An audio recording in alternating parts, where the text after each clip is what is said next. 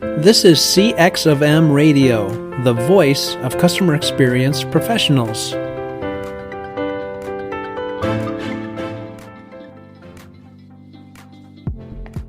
Hello, and welcome to another World of UX podcast. This is your host, Darren Hood. Thanks for taking the time to join us on today. Special welcome, as always, to those of you who are joining us for the first time. We are still in the midst of a series that we're referring to as the traits of today's sinister culture of UX. There are a lot of people, just unheard of numbers of people that are coming into UX. They're being sold on the discipline of user experience as a career path without being told the whole story. And so we have this massive influx of people that come in. They think everything is really easy. They think that you can learn everything about UX very, very quickly. They're thinking that it's not a skilled or scientific position. These things are all incorrect. They think that this is an area where everything is just wonderful and smooth and there's no challenges and that there's jobs aplenty and the whole 9 yards. None of these things are true. And sadly, people come in and then they go into a job, quote unquote job, in many instances where it's made to look like the things that they believed about the discipline are exactly that, and hold fast to that mindset. Talk about anchoring bias on steroids.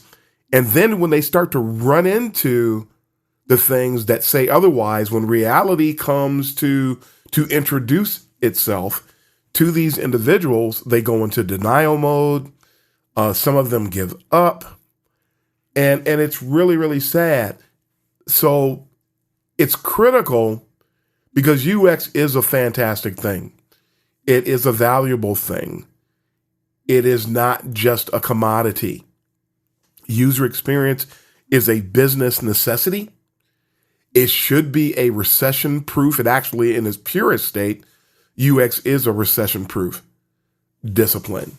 Matter of fact, didn't really start seeing layoffs in UX until after a lot of the things that I'm talking about in this particular series started to pretty much become a norm and be accepted because I had a conversation with somebody recently.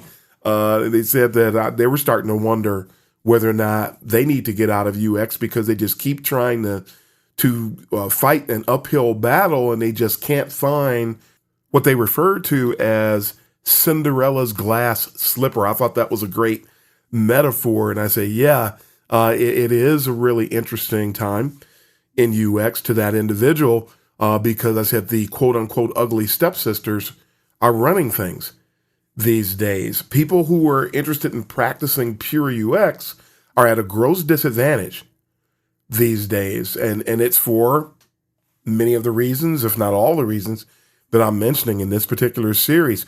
We're today going to pick up on my list, which has grown quite a bit, and we're going to try to cover numbers 16 through 20 on my list of traits.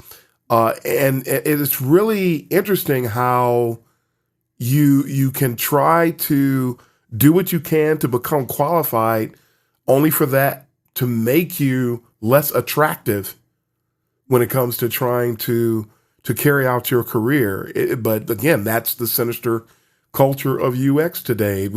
I started saying, I've said this many, many times on the show, that I started saying in about 2011, 2012, that UX was under siege, that there were people who were trying to launch efforts to take the discipline over and change the discipline into something that it is not. And a lot of people, interestingly, some of them were the people who were silent that allowed this whole thing to take place in the first place. They were telling me that I was crazy for saying that. They were telling me to shut up, and they were ignoring me.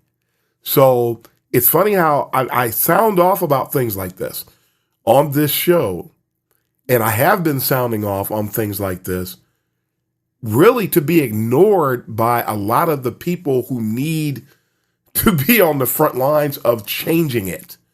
So I'm not concerned about the numbers of who hear me and who don't regarding these matters. I'm gonna say what's true. People try to reduce what I'm saying to subjectivism, only to turn around and get bitten by it.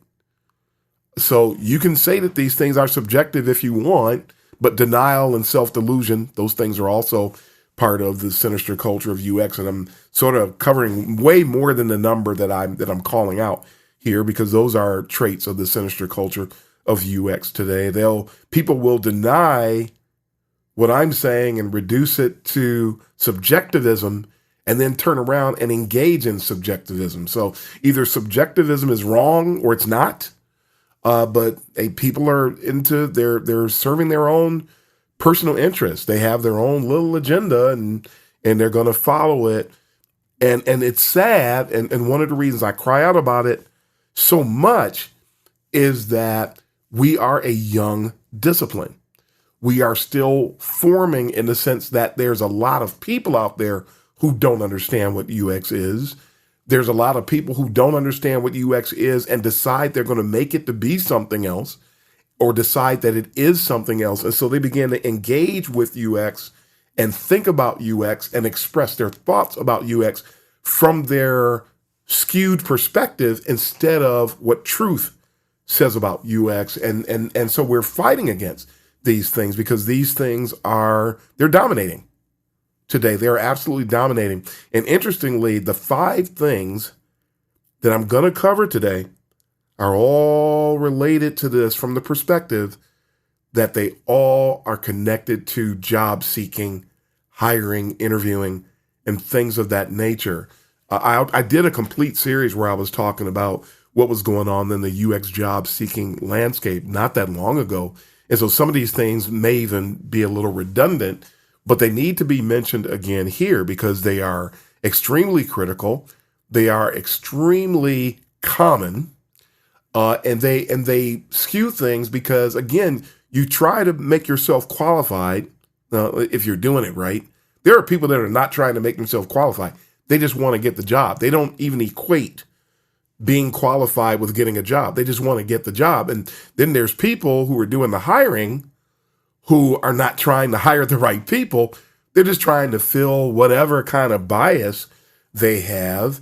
And it becomes a really ridiculous scenario. Matter of fact, I'm going to start off with a bonus element here. Many of you know, and by it's funny. This is going to be recorded for posterity, and people are going to be able to go back and hear it. As of today, I was laid off due to budget cuts in my organization. First time I've ever been laid off in my entire life. And so I'm out there. I'm out there trying to find a new gig, like many others out there. And it's interesting how when you apply for a job and the responses that you get from certain companies, I have never in my life, no matter what my career path was, no matter what field I was working in, I have never received so many lazy, misguided, and lying responses from employers. We decided to go with someone else. Thank you for your time, but we've decided to go with someone else whose qualifications better match our what we're looking for in this role. No, you didn't find anybody who better matches what you're looking for in this particular role. That is a boilerplate. It is a stereotypical, biased, and extremely unethical response when you're talking about somebody who has everything that's on your job posting and then some. People are just saying these things because they don't know what else to say. They're trying to make sure they don't get sued, whatever it might be. And somebody decided that you can say this and not have any legal consequences. But it's not true. It's not true. Matter of fact, some of these people, looks like they looked at my job description or my resume rather, and wrote the job description. So it's really sad Many of these people, and we're going to again cover 5 things that help to bring additional light to these things. And for those that are looking for additional jobs, you can't allow a rejection notice to get you down. Does it hurt? Yes. Is it frustrating? Yes. Is it disappointing? Yes. But you have to let that stuff roll down your sleeve and move on, because actually a lot of cases where this takes place, you dodged a bullet. I dodged a bullet. If companies are willing to be that dishonest, if they're willing to engage in evaluating talent in a lazy manner, imagine what they'll do to you if you get in there. And abuse abounds. It absolutely abounds in the job search process. It abounds in the interviewing process. It abounds in the employment process when you're actually working for a company. Many environments are toxic. Nobody is going to tell you in the job posting that the environment is toxic. Some of them sort of give off signals to let you know that the environment is toxic, such as when somebody tells you that you need to be able to thrive in a dynamic environment. Dynamic environment is code for extremely dysfunctional. Every work environment is dynamic in that there's a lot of things going on all the time. Nobody is concerned about things like that. Why would you even mention that? But companies say it because they feel they need to, or because some other company says it. And a lot of these companies copy off of each other in their job postings, never even bothering to consider the fact that the job posting that you copied off of has a lot of flaws. So you pick up somebody else's flaws. So it's a really weird thing, but if you don't apply, you're not going to get a job. So you've got to go through the process. It is a necessary evil, but don't allow what somebody says or does in one job search experience discourage you. You need to move on. You need to move forward. Learn as much as you can, whether you get to the interview process or not. Learn as much as you can. And you know what? As much as it might be a little frustrating too, and as much as it could potentially lower the numbers of the possibilities of where you might be able to go, there are some companies that are so terrible, you're better off writing them off and never applying there. Because it's just some companies are letting you know, they're sending up smoke signals, so to speak, to let you know that they're a terrible place to work, that they don't care about anybody, that they're doing things the wrong way. Companies I talked to a company once where they confessed, we're just constantly always hiring people that aren't qualified and giving them a chance. And I did a podcast episode about the whole giving people a chance mentality, because it's interesting how that the companies that are in the business of giving people a chance never give a chance to the people who actually earned it. They're in the business of always giving a chance to people who did not earn it. Consequently, if you've got a company full of these people, how in the world are you staying afloat? How in the world are you meeting your customers' needs? How in the world are you fitting into the laws of economics? Because if you don't, then your longevity is going to be fleeting. And so do you really want to go and work for a company like that? Did you ever work for a company where everybody came to work and that particular day they were told that the whole company is shutting down, or the entire UX department was going to be let go? This is not a game, even though some people pretend that it is, or they behave as if it is. We're talking about our livelihoods. We're talking about our careers. We're talking about our reputations. And people who engage in the job search process, no matter what role they're playing in it, and these people, when they lack ethics, this is when everything is just, oh my goodness, it's a terrible thing today. So when you're searching for a new job, you got to keep your head. You already know when it starts, before you began to fill out the first application, you know how volatile it is. You know the competitive nature of the landscape. There's a lot of things we're supposed to know. So let's use those things and to help bring about a higher sense of discretion and emotional intelligence into our lives so that we can be better off for it. Because it's crazy. It doesn't favor the job search process, does not favor the skilled individual.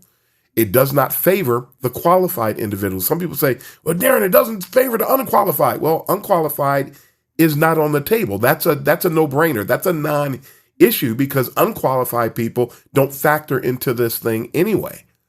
I'm bringing to light what people don't realize, not what's blatantly obvious. We know the sky is blue. We know the sun's going to rise, and we know that that it's going to set. We're not talking about obvious things on this show. We're talking about the things that people don't know, the things that people refuse to see, the things that escape most people. We're trying to bring these things to light on the world of UX, not all this easy stuff that anybody can see. That would make all of this pointless. And we bring these things up because I'm bringing up things that people don't see, but there's an underlying message to practically any and everything I say. And it's that you should be able to see it. You should be able to see it. It's not like, I mean, if it was impossible to see, how could I even mention it? I'm bringing it up to help to drive greater levels of sensitivity, to drive greater levels of critical thinking, to drive greater levels of emotional intelligence. Because these are the things that are not only going to help you to get past all of the dangers and the pitfalls in UX, they're going to make you a better practitioner. And people talk to me about it and they confirm as much. I know that. And interestingly, there's people who want to complain. Why are you talking about this stuff? We need solutions. If you keep listening, you'll find the solutions. Some people bring that up. And there's one person I know, they never chime in on anything on social media that I say until they want to say something detracting, which makes that person a troll. So people don't see everything that we're talking about. We want to help you see it. We want to help you be better off for it. This is a means of serving the community. That's what this is. It is a means of serving the community. It's not making Darren Hood's life better. It actually puts me on people's radars and it makes a lot of enemies for me to talk about a lot of the things that I talk about. But at any rate, you know what? Let's go ahead and get into the list of 5 here today and see where we go. I'm going to get off of that soapbox and get up on another one. Number 1 for today and number 16 on the overall list. Hiring misdirection today is actually a norm. And this is not really a new thing. It's just a trait of the sinister culture of UX today, where companies, I should say, are posting jobs and they're doing one of many things that are all reflective of misdirection. They say that they're hiring for an entry-level person, and this is another one of those copying the bad job description things that happens on a regular basis. They say they're hiring for an entry-level person, and then they say that they want somebody with 2 to 3 years or experience. Or even when they don't say that, the things that they say they want this person to do are beyond entry level. If you're hiring for an entry-level person, you can't be asking for this laundry list of skills that's more reflective of somebody who's been doing UX. They say 3 sometimes, but the things in the list are reflective of somebody who's been doing UX for 5 to 10. So just remove entry level from the job. In that case, don't stop sticking it to entry level people by creating job postings claiming that you're looking for an entry-level person when you're looking for a mid-level person, because then the entry-level people just get confused. They don't know what's going on. They don't understand the landscape. They don't have the point of reference. But there's a little misdirection going on there. There are situations where companies will say that they're hiring. I had a situation happen to me in my career where a person said they were hiring for a senior manager, interviewed me for the role. I'm thinking that I'm going to be in a situation that finally I get to get something reflective of my skill level. This is going to be fantastic. And I go into the job. I actually get offered the job. And after I get offered the job, they do the okey doke and they flip it and they say, hey, we just got news. We've got some budgetary restrictions, so we can't put you in a senior manager role. We need to put you in a manager role. Are you still interested? This is going to result in a $20,000 cut in the salary. And then I'm going, you know what? I'm thinking that's crazy. Something is wrong here, but I'm still going to go ahead and go for it, which was a bad move on my part, admittedly so. I go into the position, and it was the absolute worst position I ever went into in my life. It was insane. Here I am, a person who qualified for senior manager role. They slid me instead into a standard manager role. It turned out I had no reports to start off in this job. And then I look around and I see these other managers, one senior manager and other managers. The senior manager had only been doing the work for about 7 years total and had no confidence whatsoever, did not really have any idea what they were doing. There were other managers who didn't have any experience practically at all. And it was an environment where everybody was unqualified. Everybody lacks confidence. Everybody is scared. We even had a 3-day internal UX conference, if you will, or retreat, where the concept of UX never came up one single solitary time. How in the world do you do that? But at any rate, hiring misdirection, look at what they did. And they brought me in. I don't even know why they brought me in. In general, what it looked like after I got in there was that they were always counting their DEI numbers. And it began to look like they brought me in just to say that they had a person of color in a managerial role. They had no intent on me doing my job. They had no intentions whatsoever for me to actually manage. They had absolutely no intention for me to function as a senior manager. And there was the senior manager was actually threatened by me. So the environment became hostile. It's just all hiring misdirection. I was a token hire.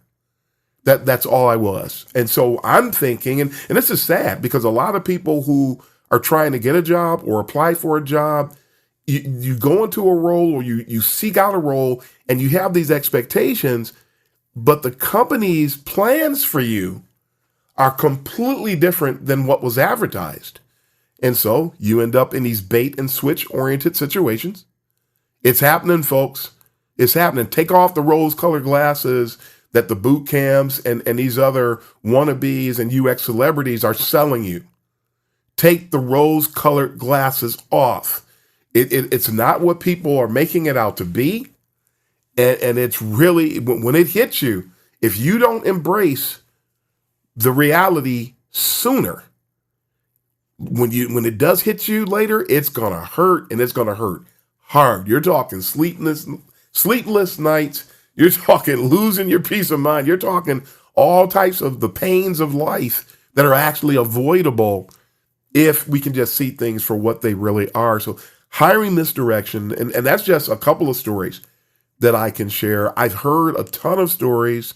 I know there's one person who told me that they were promoted. They only have a year, I believe, a year of experience, and their boss, in the name of trying to keep the person from wanting to leave, promoted them into a senior role. The person didn't have an option of not accepting this promotion, quote unquote promotion, but the person was actually thrust into a senior role on paper, knowing good and well they're not qualified for it. And they go outside and talk to other people about what their boss did.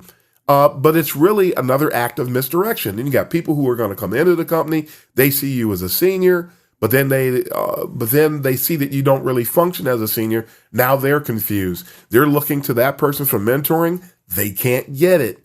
It just, all of this misdirection. They had an ulterior motive for giving the promotion, and it was a political move just to try to sway some things or do certain things in the organization that's really going to hurt everybody in the long run. Hiring misdirection is off the chain these days, and unfortunately, it is the norm. Nothing is what it seems. And whether it doesn't matter whether you get a promotion, whether you're trying to get a role, job, you apply for a job because you know you have the qualifications, only for the company to tell you that you don't, and it's not true. So it's really, really sad today to try to navigate this part of UX when I call it a whirlpool. I refer to it as whirlwinds. Sometimes it's hard to navigate through a whirlpool. It's very difficult, but that's where we are. And we have to still try to do our best to get through it because there are no other options. So you either navigate the whirlpool or you try your best to just get out of the water. And people are starting to do it. There are people, skilled people, qualified people are leaving UX. It saddens me. But, that's the reality. That's what it is. Next up on the list, we are being overrun today with AI, artificial intelligence driven hiring. Or I should say AI being too involved in the interviewing or the job candidate evaluation process. I believe the system is called ATS. You'll submit a resume. And because people are too lazy and because people have no idea how to evaluate talent, they use these ATS systems, these artificial intelligence systems to scan the resume to supposedly find the most qualified candidates. I am so happy. When I was a hiring manager, I did not use ATS systems at all. And there are systems out there that will help you and help me to put together our resume to better match ATS systems to help get past their little scanners, if you will.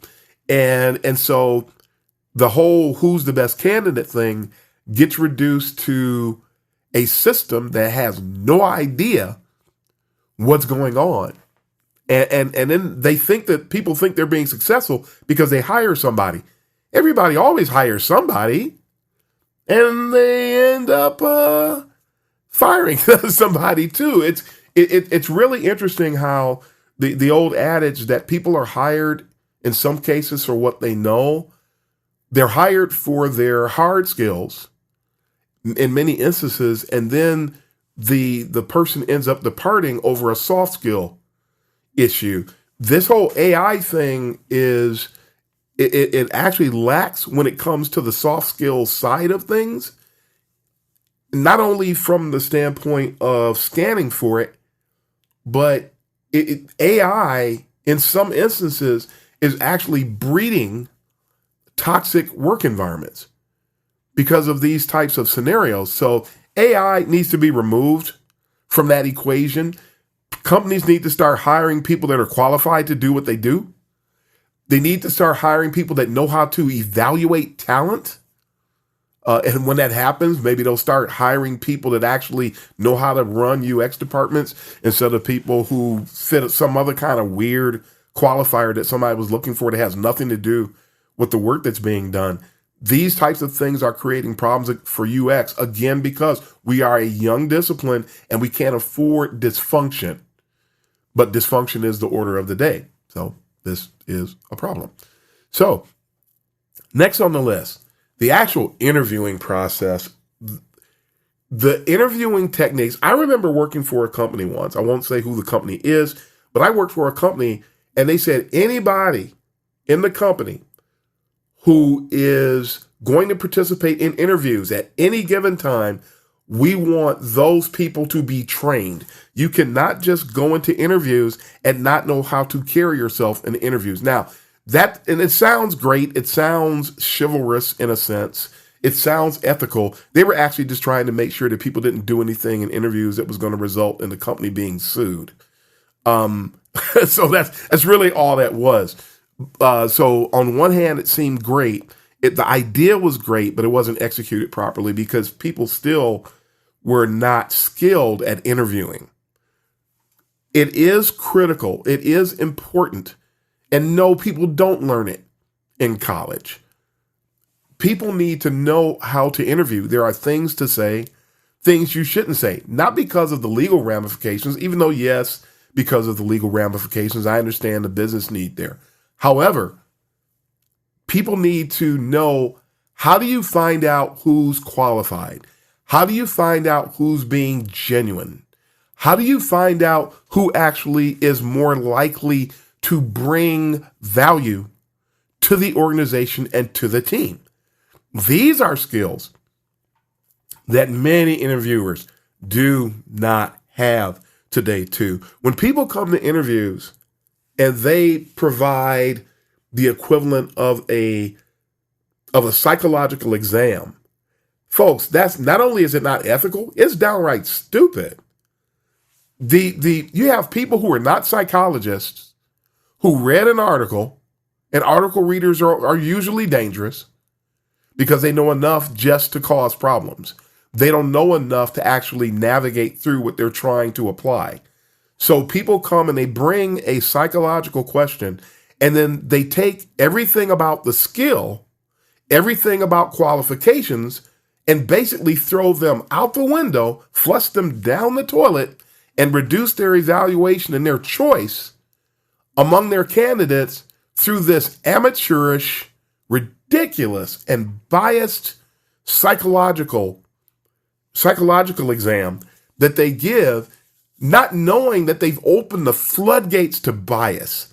And so when you open the floodgates to bias, you are not going to make the right choice. It is absolutely impossible to do so. People will ask questions, thinking about from a legal perspective. You're not supposed to ask about somebody's kids. You're not supposed to ask certain things about age or things that actually open up the floodgates to ageism-oriented biases and things of that nature. There are things that are not supposed to come up in an interview, and there are certain things that should. I have seen so many ridiculous things over the years during the interviews, but it tells you something about the company at large. I remember going to an interview once. I was interviewed by 10 people at one of I believe it's a Fortune 50 company.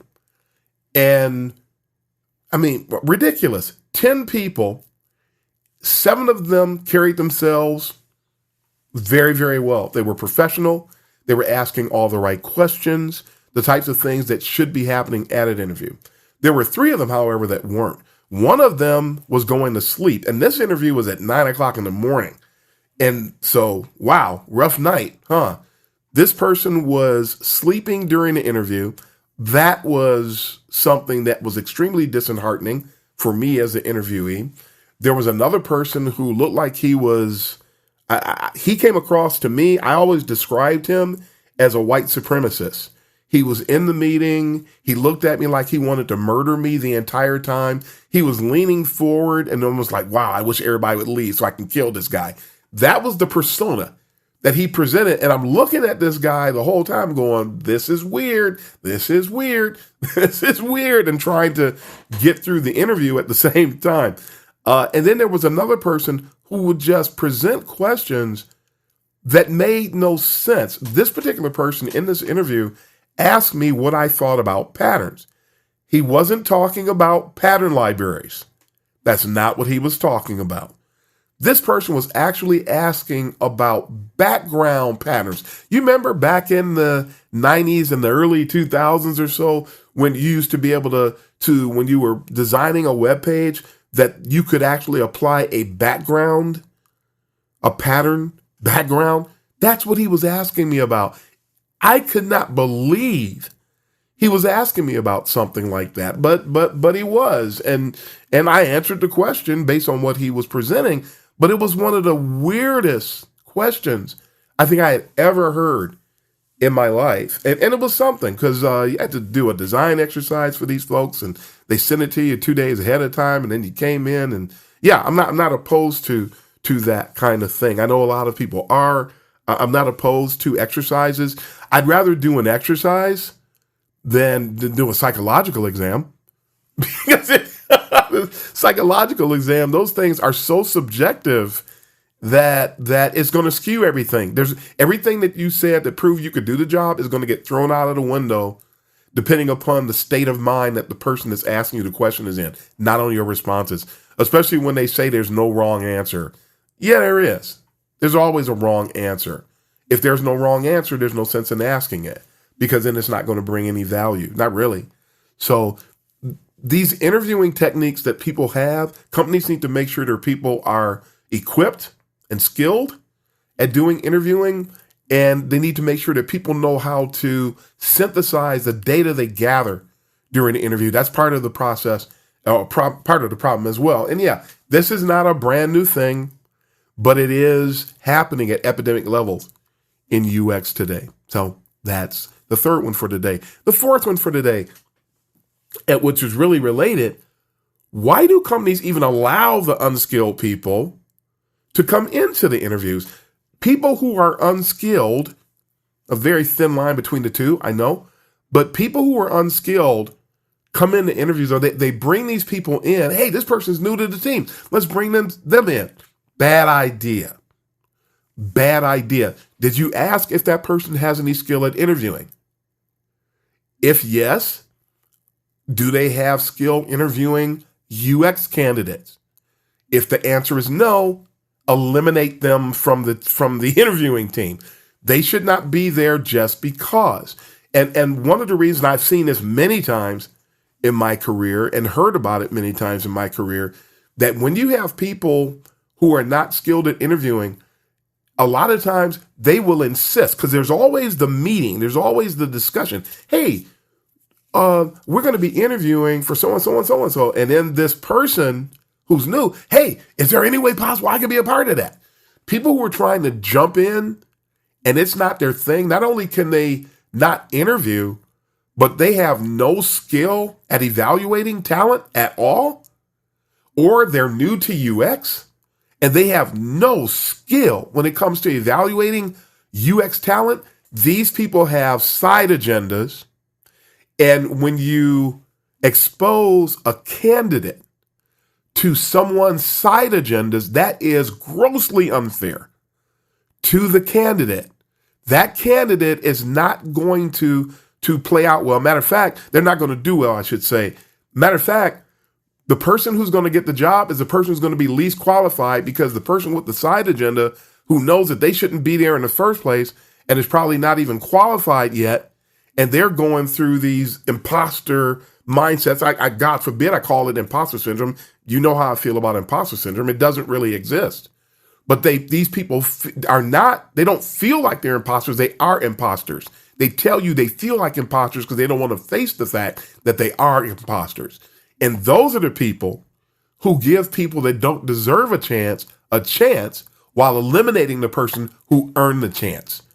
These people with these side agendas, they're doing a lot of damage and they're doing it on somebody's watch.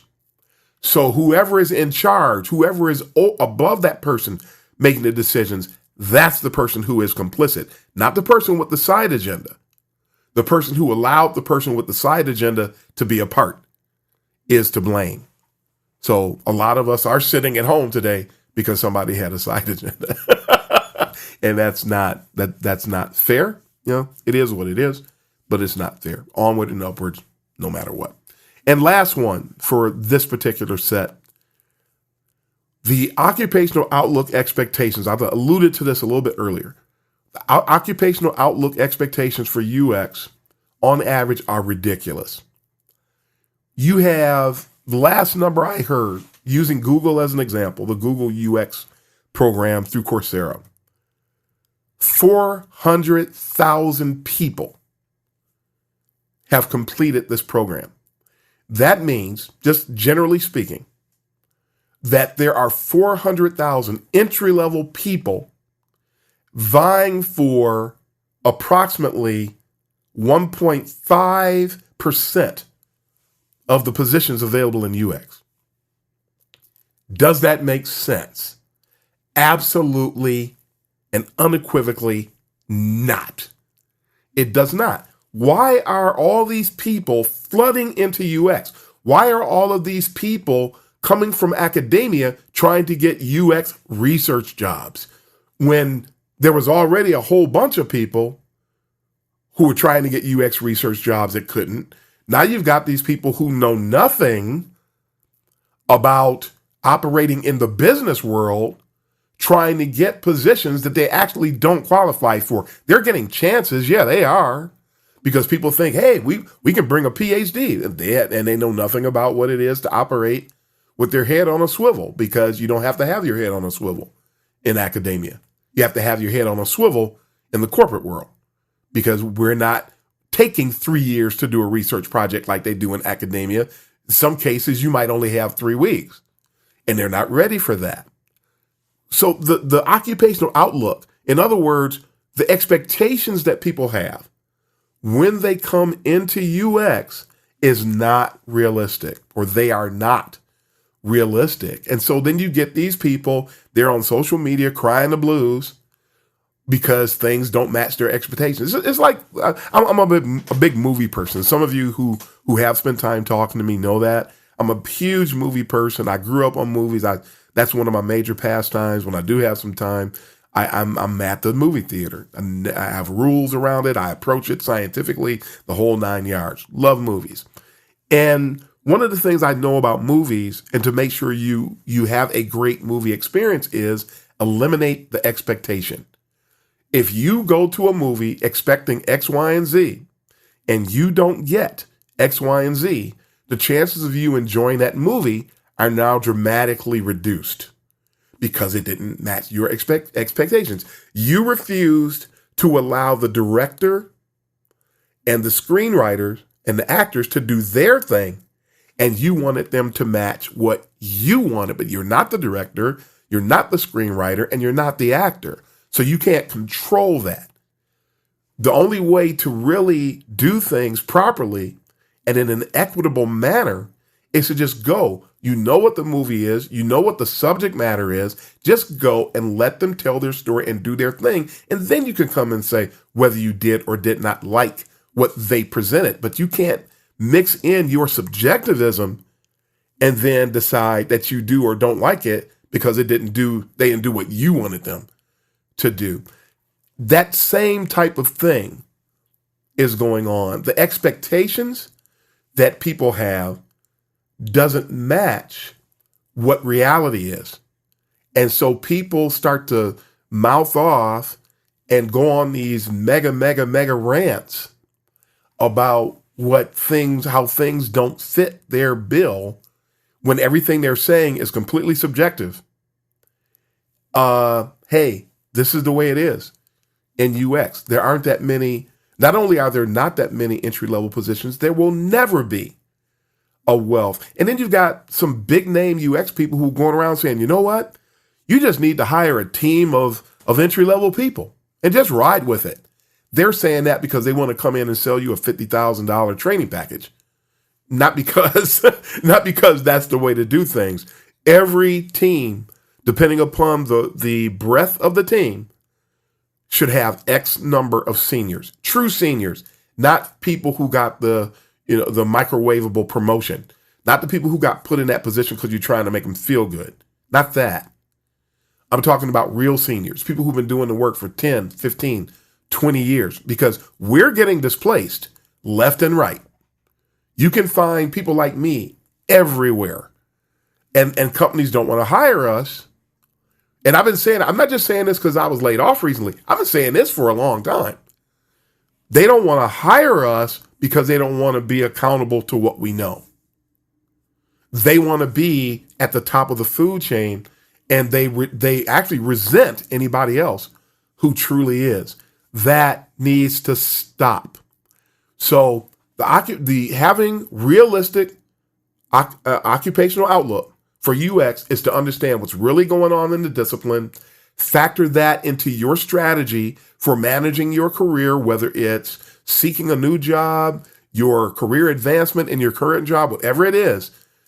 The occupational outlook, which ironically, the government's occupational outlook to this day, still, last I checked, which was recently, they've never written anything in the occupational outlook for UX. We're not even on the government's radar when it comes to UX. Isn't that interesting?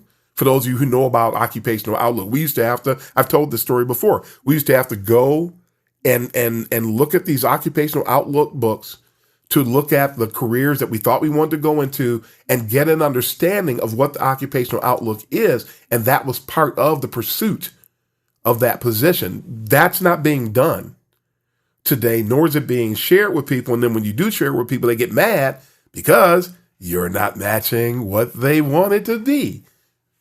We're not going to stop telling the truth. Me and people like me, we're not going to stop telling the truth. Folks are going to have to grow up and deal with it. This is what it is.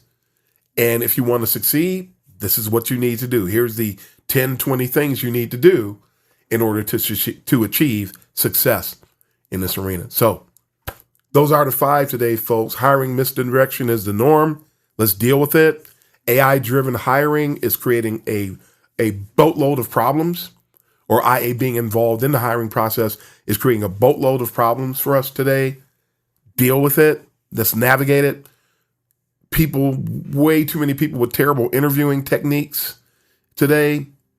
It's a reality. Let's deal with it. Companies are allowing too many unskilled people who are unskilled at interviewing and people with side agendas onto the interviewing teams. It's terrible, but it's happening. Let's deal with it. And the occupational outlook that people have, the expectations, is absolutely ridiculous. That's something that we as individuals make yourself a committee of one to learn more about what the occupational outlook is for UX, and then temper your expectations and your job seeking strategies accordingly. So those are the 5 for today. We will be back with another 5 next time. Again, I've got some interviews in the hopper. We're gonna break this up a little bit and share some interviews with you. But until then, folks, it is now time to sign off.